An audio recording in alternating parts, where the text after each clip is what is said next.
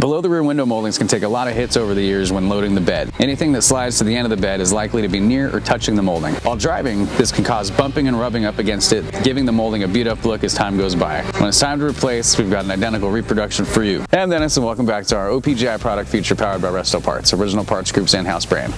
Today we're going to be looking at our 1968 to 72 El Camino below the rear window moldings. Below the rear window moldings are manufactured from roll form stainless steel. Our roll form process guarantees a consistent fit and finish, unlike others on the market using brake formed versions. Roll forming is the original GM way, and it's exactly why we stuck to it. At the end of the production line, we finish each molding with a matte polish identical to the original. In addition, we include all the proper mounting clips for your molding. Our original style clip attachment kit is done in the original injection molded plastic with still ferrule sliders, ensuring you a no hassle installation. Thanks for watching, and don't forget to subscribe for more product features and updates. For more information on these and other great products, please visit us at OPGI.com. Call us today or use our fast, convenient website.